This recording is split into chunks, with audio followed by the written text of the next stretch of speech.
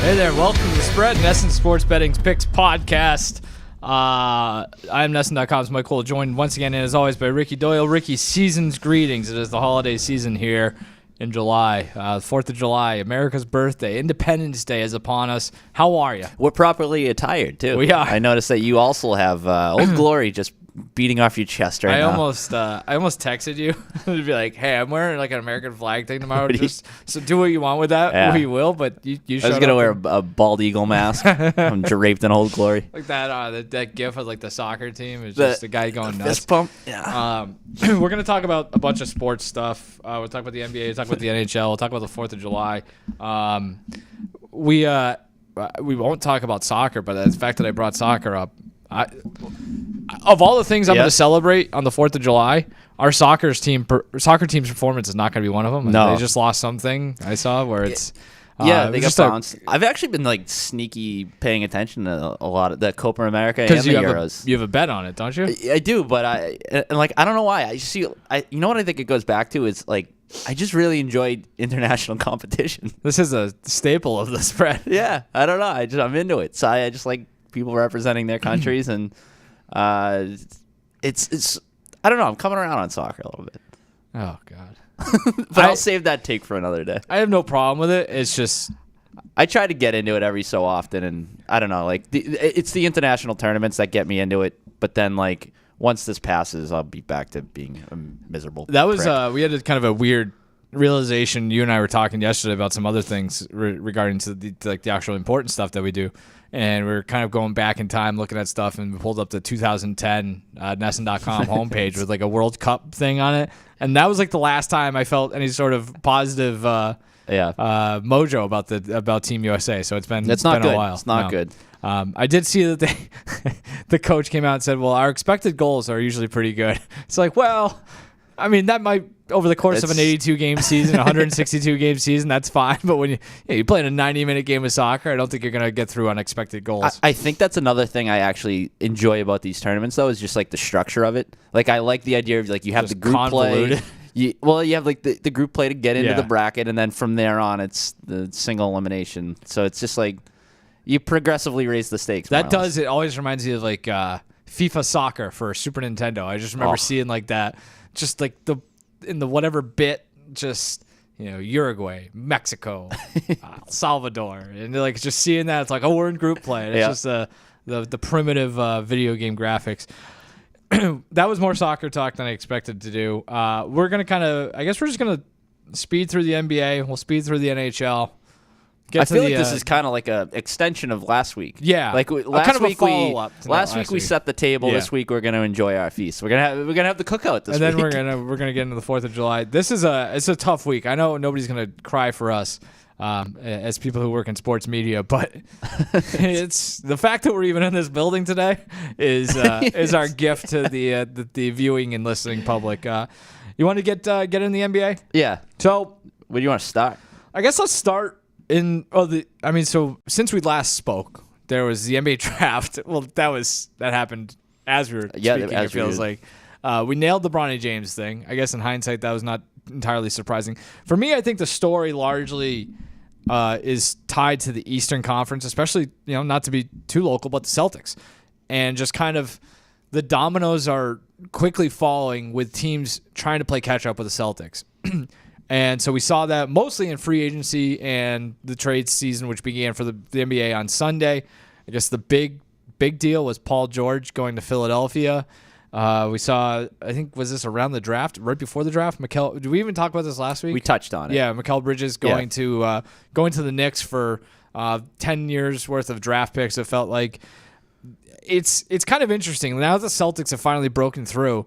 You're like, oh, yeah, they are all playing catch-up. There is some chatter already about a potential for Kevin Durant maybe getting out of Miami. If he does, you go back to, I think there was a story in May saying this was heavy.com, which is actually does pretty good work. One Western Conference exec said the Heat would be a favorite if it gets to that, which it might very well. So we could be looking at a bit of an arms race for the East. Sure. you look at the numbers, though. The Celtics still a clear favorite at DraftKings plus 150 to win the East, followed by Philly at 4-1, the Knicks at plus 450, and then the Bucks 6-1, and then Miami at 19-1. So if you do buy into the Durant thing, that might be a chance to jump on that. I guess with just the overall the developments over the last week, especially in the Eastern Conference, or even with the Celtics, re-signing Derek White and signing Kevin Durant, Jason Tatum to an extension. How do you kind of handicap the East right now, and does anything change? Any power tilted in your opinion? Probably not, right? Like I don't think anything has necessarily changed in the past week. I do, however, think that it kind of magnifies how important it was for the Celtics to take advantage of the opportunity to win the finals this past year. Like just even to win the East, know there to was be honest. I know there was, and you sit there when they were making their march to the Eastern Conference, and you're like, well, even if they don't win this year, they're still set up for the future. Yeah. Like they can largely run it back next year and for several years. But you can't bank on the East being what it was last year and devolving into just guys dropping left and right. So it's like you have to capitalize on that opportunity. So, I mean, to their credit, they did. But as far as like looking ahead to next year, I mean, it to go back to the cookout analogy, it's just like the table is set for the Celtics to win it again, and now they're just like there's a bunch of like gnats flying around, and they're just trying to enjoy their meal, and because I don't know that if everybody stays healthy, which is not going to happen, but if that were the case, then the Celtics are still the best team. Because the other thing about the Celtics is I think that they're what's the word I want to use? Versatile, flexible, malleable, like. That they can adjust to all of these other teams that are getting better. Like I don't think that sure they're probably going to play the whole Joe Mazzulla ball thing, throw up a bunch of threes next year, but I'm not just ruling out them changing their identity a bit as the season goes on. Yeah, I guess I'd push back on that part, maybe just because I think their identity is that they're just really, really good and can win any number of ways. And I think that it's kind of that is underscored by what teams have done, where it's like now Paul George has to be like what you expect a guy you're paying that kind of money to be, and like it all has to gel perfectly for you to have a shot at knocking off the Celtics, in my opinion. And maybe I'm overrating Boston, maybe I'm underrating the rest of the East. I look at these moves and I'm just like, the Celtics are in a really good spot because doesn't it also feel like these teams are making moves in order to match up with the Celtics? That's what I'm saying.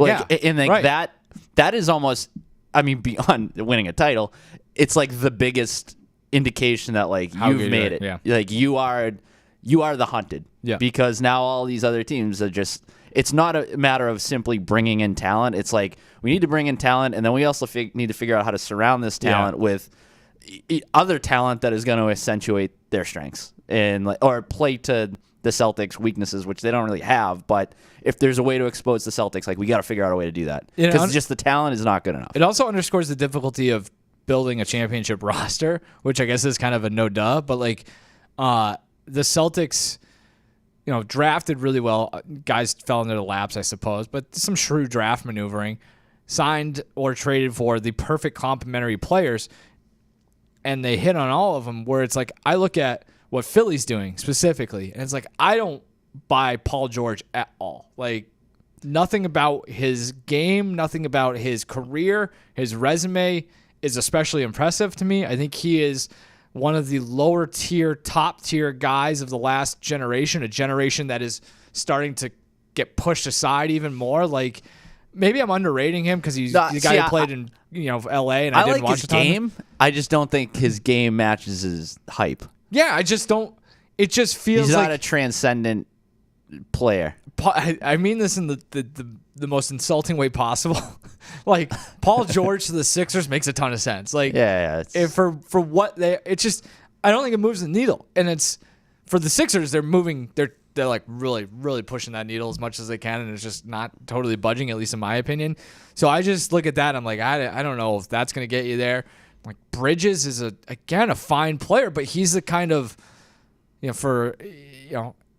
that's a move like the Celtics make last year, and you're like, all right, now it's go time. And like, he's not even, in my opinion, as good as Porzingis, who was that guy for the Celtics last year. So you're playing so uphill if you're the rest of the East. Again, which is not. That being said, I don't blame those teams for going for it. What else are you going to do? Because you look at the Celtics and you're like, well, this might last a little bit, yeah. right? And so like.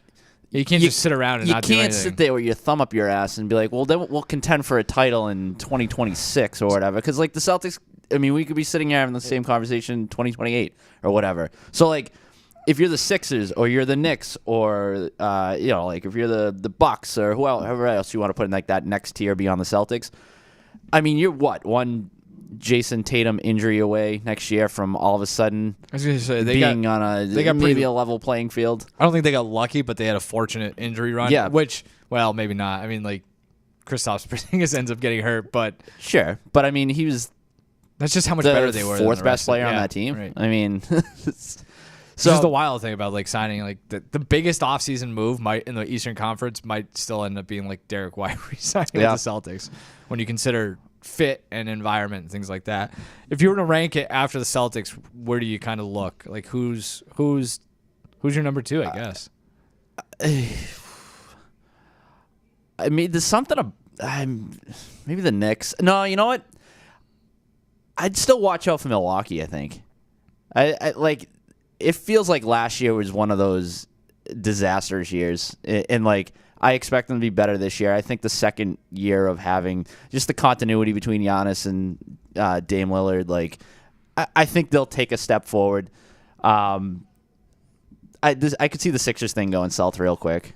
Like that in theory, the Sixers like that the three of George, Embiid, and Maxey should be good. From a pure talent standpoint, it's the closest to the Celtics. Yeah, I just don't know about the depth though. And they're like another thing where it goes back to the Paul George. Trust like them at all. You know what? The reason that he's not in the category as some of these other superstars is availability. Yep. Like you don't know when he's going to play, and same goes for Embiid. And he's joining a guy who's got it even worse. So I have trouble really buying into that whole thing. So for me, it's the Bucks or the Knicks. I think the Knicks have the potential to be kind of a pain in the ass. Yeah, I would go Celtics then Knicks because I just trust the Knicks more with they're like I like Thibodeau. I think he's compared to like a Doc Rivers. I'd much rather.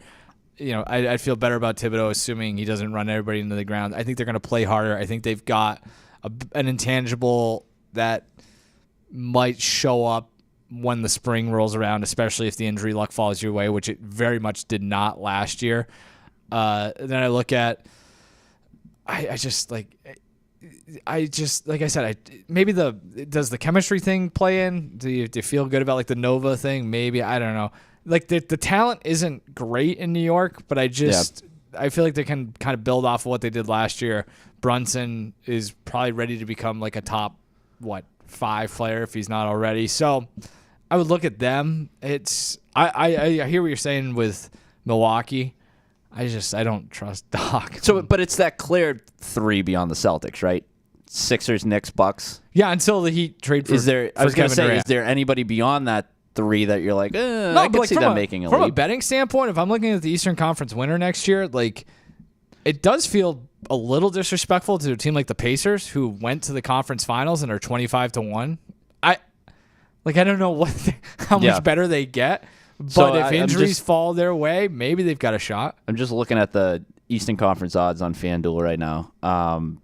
So Sixers 4-1, Knicks plus 450, Bucks plus 650, and then there's a significant drop off till you get to like the Magic 20-1. The Heat 20-1, Cavaliers 20-1. And those are all teams that are like the Magic. I think are a really good example. They could be a problem. Like they just like get out of my hair type deal. But like, are they gonna win the East? Probably not. Like 2 years early, right? They got exactly. They're gonna get a big signing somewhere down the road where like DeAndre Ayton's gonna end up. It's just. Something like that, probably a little early. So Like, does Cleveland do it for you? Maybe I could talk myself in. Cleveland's an interesting one because, like, I think they have the pieces to be able to make some moves that put them in that upper echelon. Like, the thing with them is I don't think their pieces fit necessarily. I agree. Like, there's a lot of redundancy on their roster. Yeah.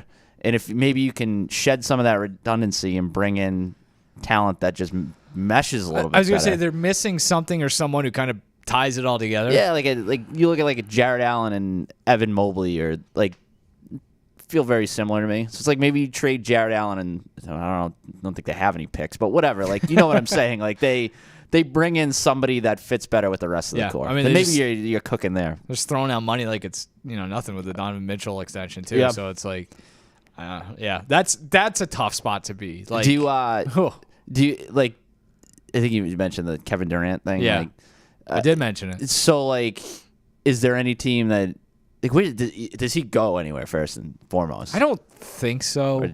You kind of pot committed if you're the Suns. I was just gonna say the Suns did all of the. I think he's like the most movable guy of those three. Yeah, because I think there's trade protection / you're prioritizing. I think he's 3 of 3, but like you don't dive into the deep end and like within 2 seconds be like, I'm going to go stand in this desert now. Like, yeah. I don't know, mixing metaphors.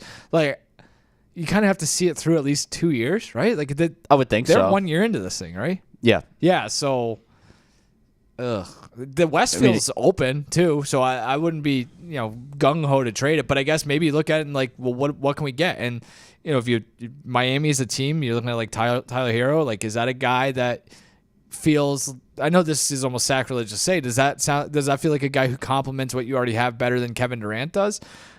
Terry Rozier, does that do anything for you? Draft picks too on the fly? I don't know. Like, so I don't think it happens, but I think if it does, the Heat are the clear favorite, the team that makes by far the most sense. So the Western Conference, you mentioned how it is pretty wide open. So right now at FanDuel, Thunder plus 370 to win the West, followed by the Nuggets plus 420, Timberwolves plus 440, Mavericks plus 490, and then you get down to the Suns, who are 13-1.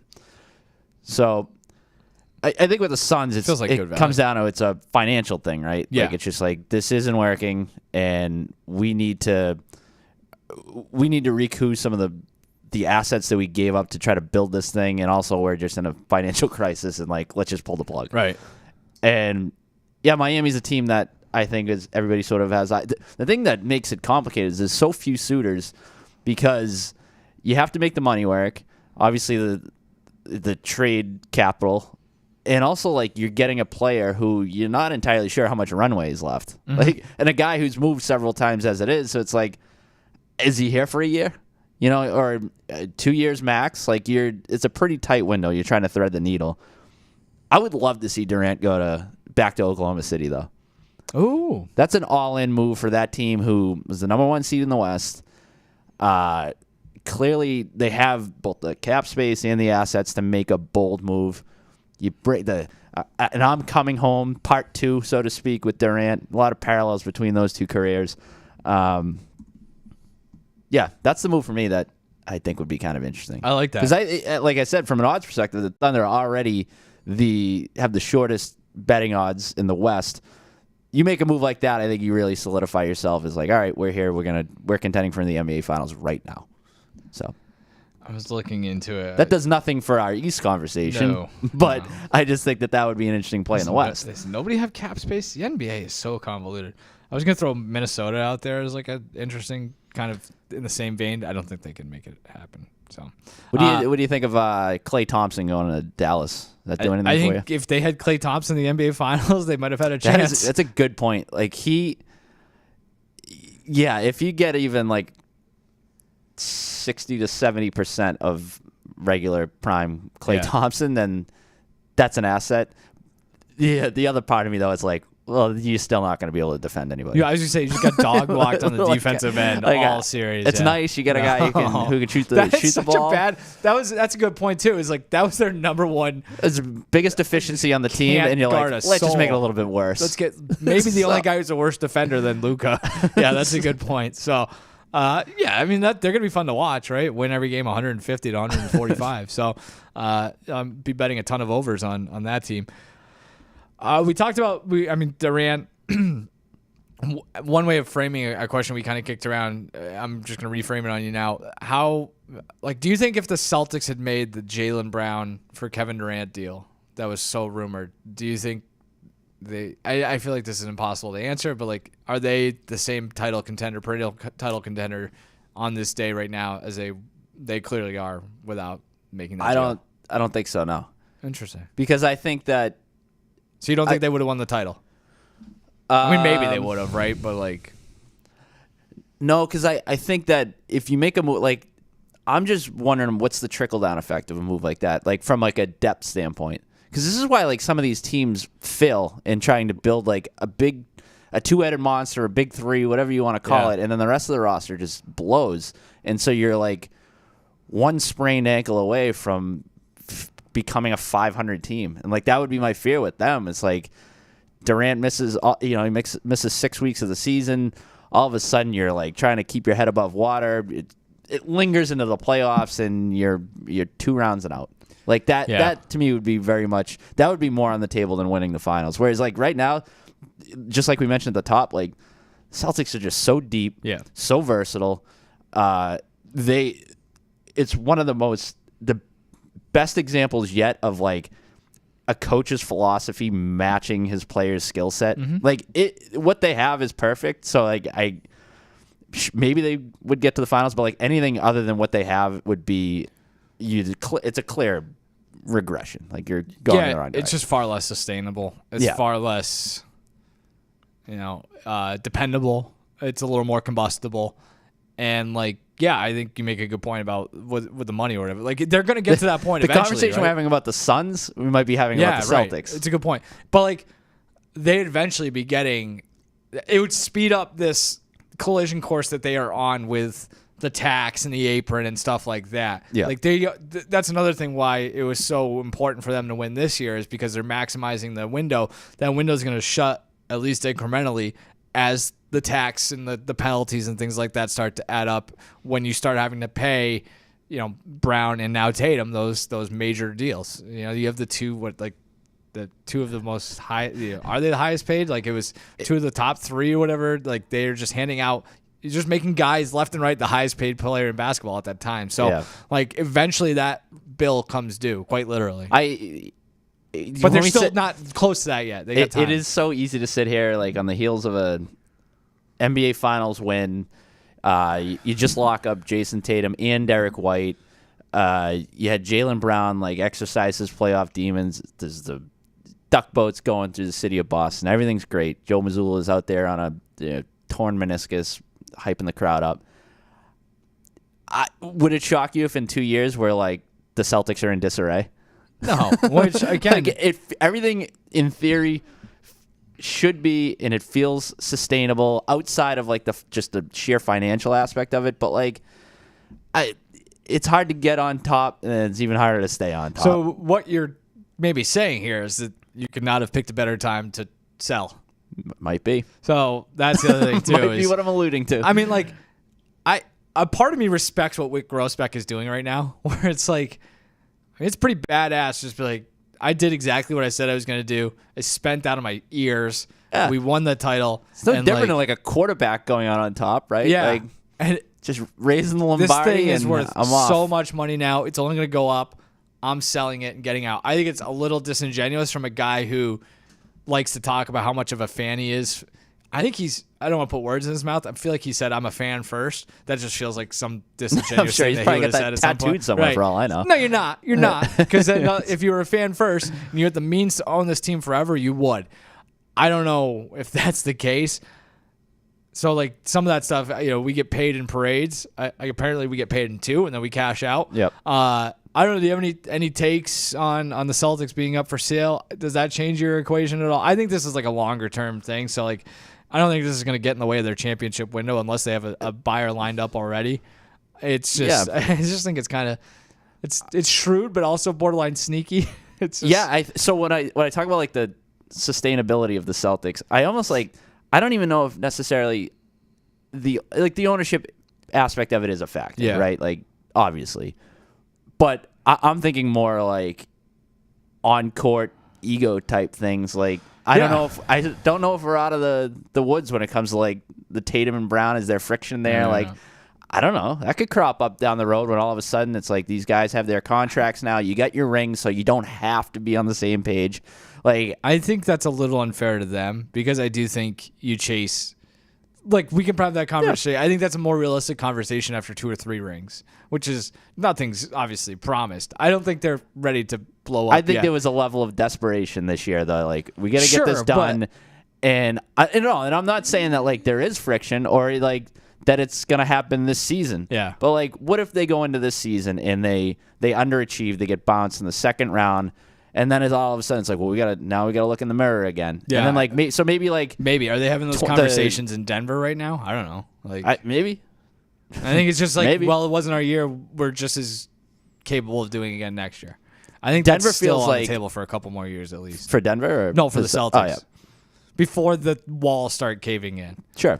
And it's like you just look at like the 90s Bulls, like a combustible mercurial group that won 6 titles, like with the biggest dick in the world. Like, you know what I mean? And like the egotistical head coach and the pettiest sidecar rider of all time and just a complete wild card. Well, when you have Michael Jordan, going off you Vegas. can't overcome. Like, that's the thing. It's like yeah.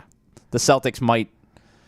They're good, but I don't know if they're that good to be able to overcome. Like, the league is a much different place now. Nah, like, I know. To be able to weather those types of storms. I know, but they kept that thing on the rails for probably longer than they should have when, what we know now. Yeah. But just going back to, like, the Celtics ownership thing, like, so I guess I'll pose this question. This is another thing that's kind of getting kicked around on X. Whether like do you think they have an idea as to who's going to be the next owner of the Celtics? Because I guess it might have been Darren Rovell that tweeted it. Like, you don't like when you hand out those contracts. That's the thing. You give you pay over $300 million to Tatum, and you don't do that unless you know who the next owner is. But like, what's the alternative? Like, obviously, you're just going to give him that contract. Yeah, and I also heard somebody else make right. But like, you're not just going to be like, well, our ownership's in flux, so we're not going to pay Jason Tatum. I think the bigger point is, like if you're buying the Celtics, I want him. I want Jason Tatum, and it comes with Jason Tatum and Jaylen Brown. I think the bigger thing or the more interesting development in the last couple of days was the Derek White deal, and like giving that kind of money out might. For a guy who's not Jason Tatum, might speak to the fact that something is lined up. I think the timing's just so weird that you're just like, this can't be totally random, right? And so like that's something that you point to too. You also look around the city. Like it was Chris Mannix who said it was a guy who's tapped in locally. Basically, it was like keep an eye on the casinos and the Wynn. The Encore is right down the street. Like, you look at the map and you're like, right across the street there is just barren wasteland, like truly barren wasteland. An NBA arena. If somebody like that wanted to buy the team and move them over to Everett, like, it makes all the sense in the world. So like maybe that's just the next level of the story. You start adding those things up, but if it comes out tomorrow or whatever, like. That's the plan. It wouldn't surprise me whatsoever.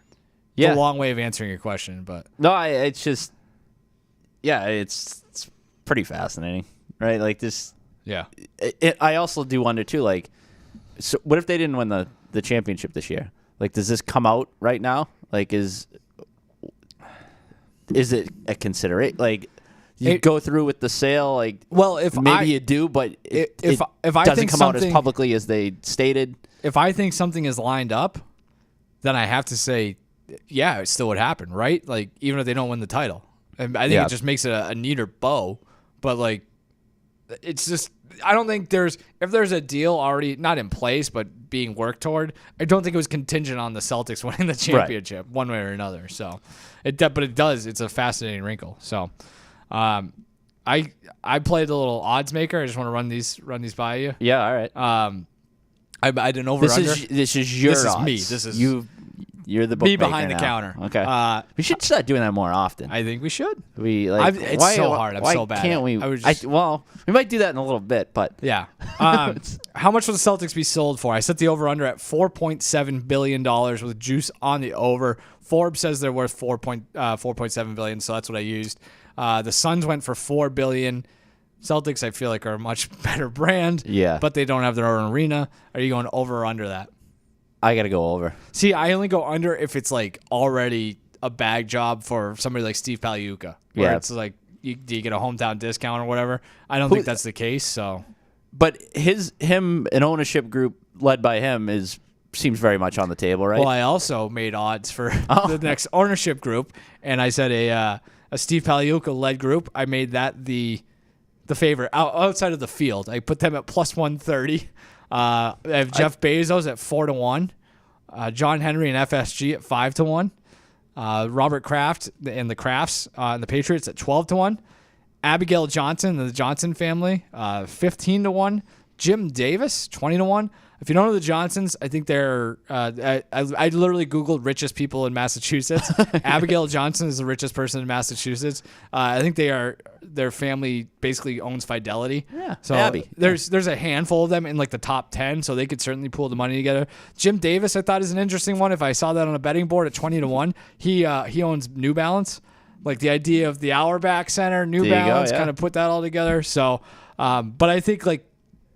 I could see Paliuca putting together a group and like just being like, this is what we know, this is comfortable, let's just give it to him, or kind of, it's just an easier transition. And that feel like all the way this has all come out, like that's why I'm like, maybe there's something there, like there's some sort of handshake, like a agreement of like, hey, we're gonna shop this around, but like they already sort of have an informal bid in there, like I don't know, but.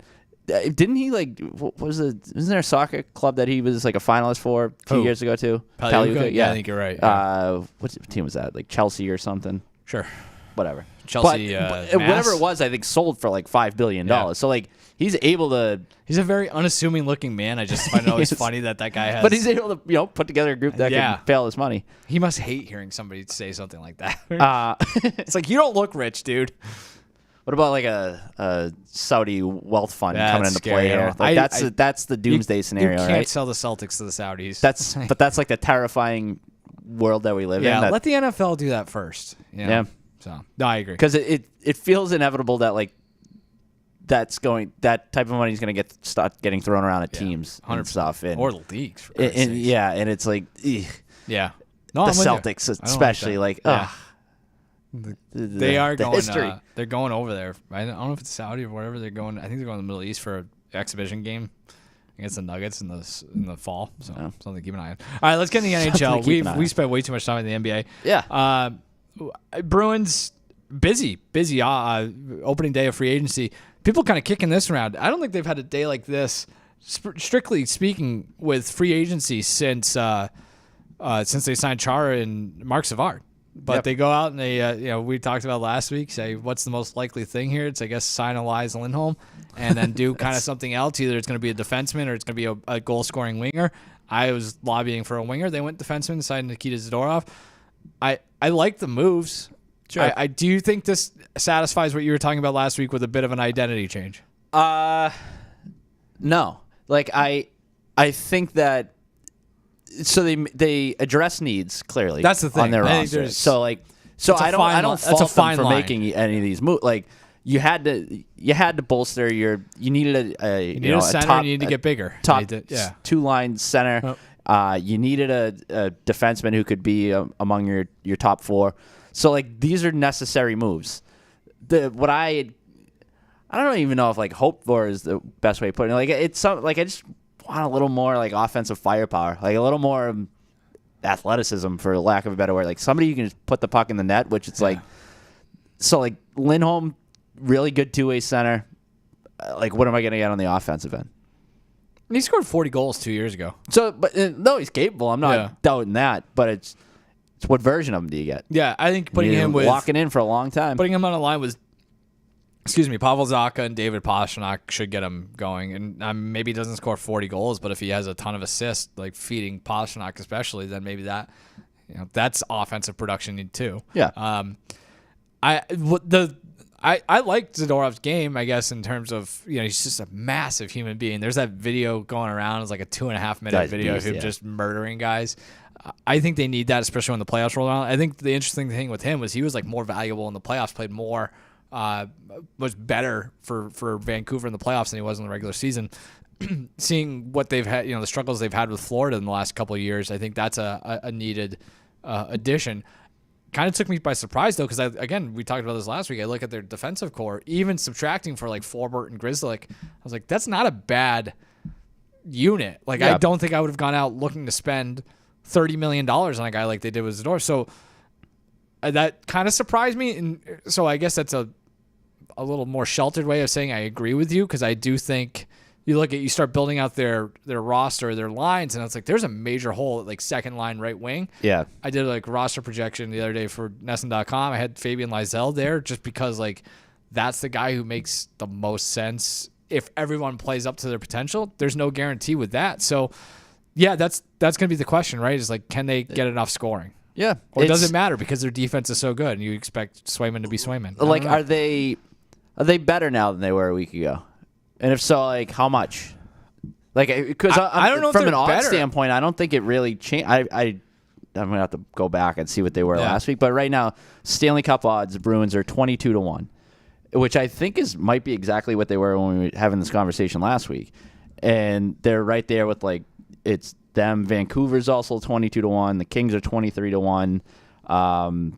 So they're not. For context, Stanley Cup favorite next year. Florida Panthers and Edmonton Oilers both 9-1, Dallas 10-1, New Jersey 11-1. So like the Bruins are sort of in like the second tier, and I think after these moves, like that makes sense. That's where I'd put them, right? like if I'm grading the moves they made, I'm probably giving them like a B plus. Yep. Because again, you address needs. I don't know if it gets you over the top.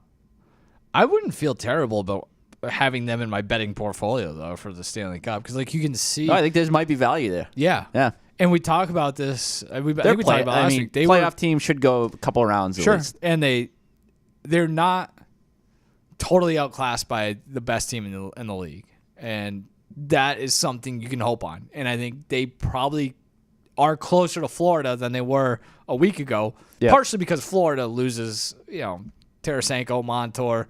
There's just a natural turnover.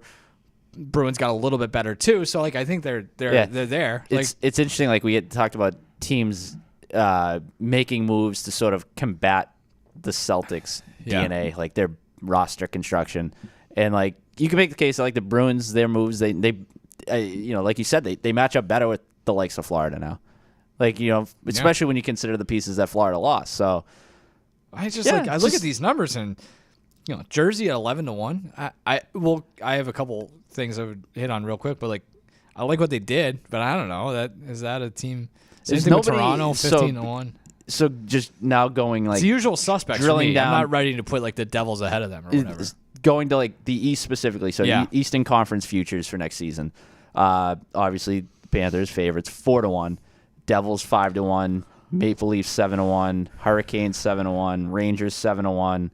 Lightning 10-1, Bruins 11-1, and then there's like a drop off to the Senators at 23-1. Then you get down a little bit, But so the East it goes like there's not a clear favorite, and it goes 6, 7, 8 deep if you wanted to dip into the next tier and bring somebody up a little bit. Like if you believe that Linus Ullmark can change what they have going on in Ottawa, so they're there, they're right there. Yep. It's a good way of looking at it. It feels like they're in the same spot every year too. A little bit slept on going into the season, and they overperform, and then by the time the playoffs roll around, you're disappointed when they don't get deeper because you just saw them win 48 games, and you think they're probably better than they actually are. So, I think they're slightly better, if not the same, which is a good thing, I suppose.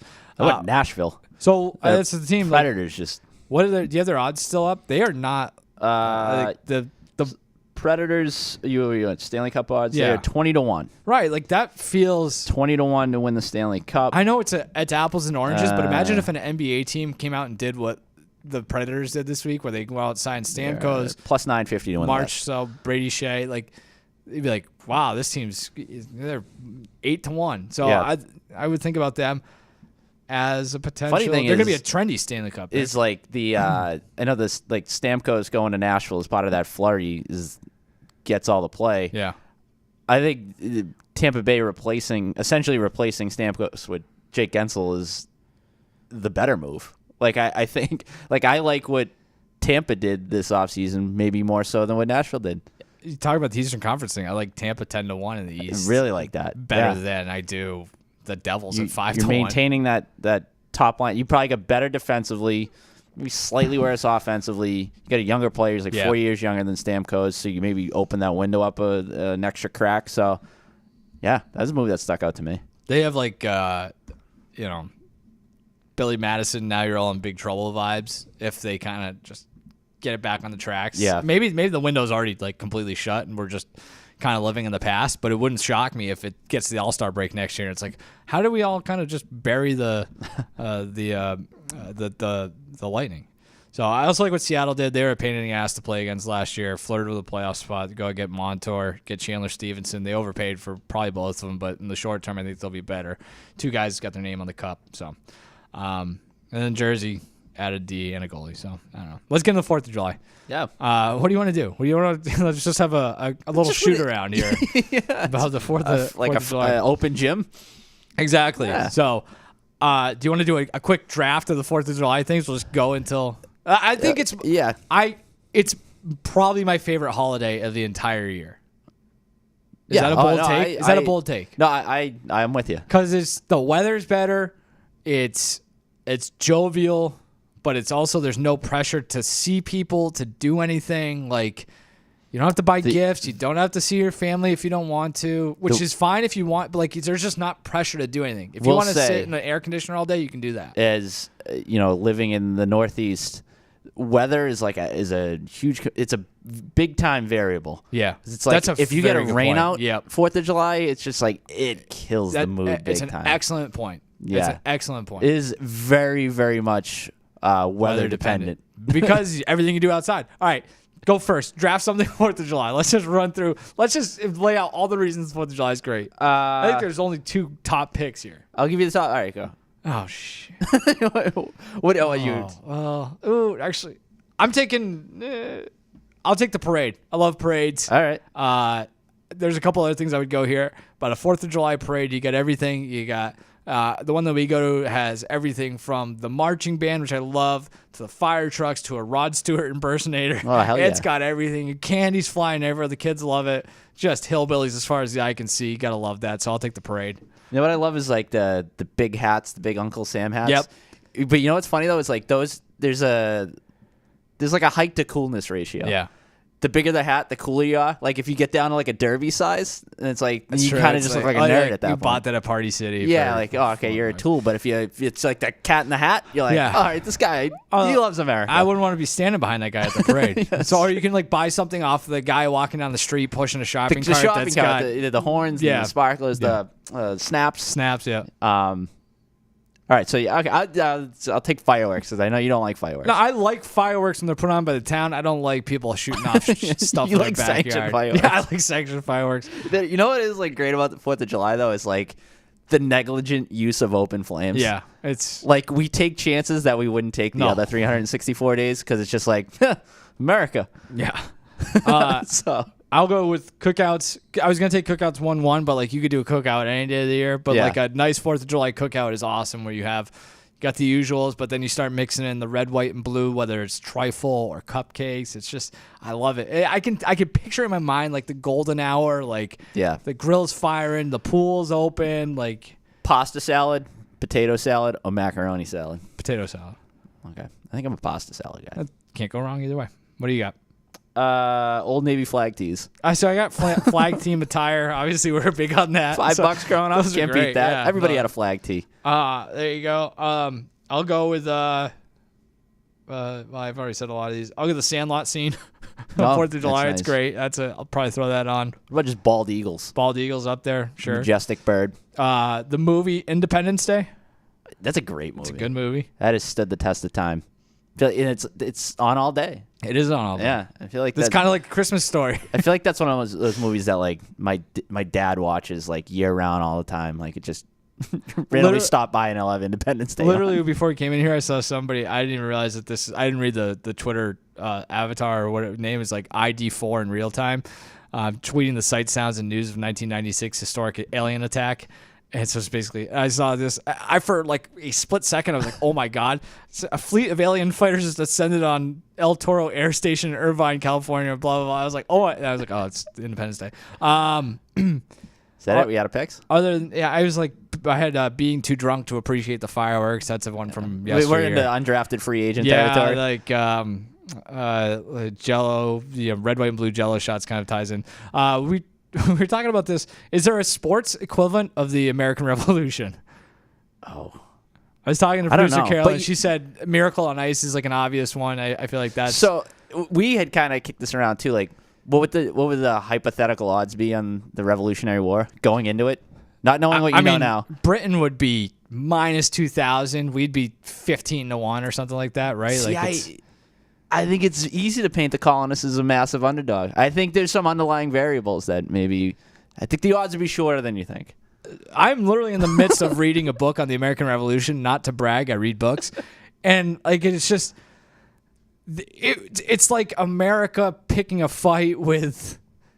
I struggle to find a comp. Like Britain was just but you got a little bit of a home field advantage. That's true, and I think there's that's something extra that was, incentive and motive. I think on the colonist side of things, the intangibles are all in the France hanging in the wings. Like you had that break glass in case of emergency. I think the odds might have been a little shorter than people are. I could see action would come in on the colonists. I was gonna say I could see 1776 Sam Panayotovich waving his like American ticket around, being like, I got him at 25-1. That's true. Imagine live betting.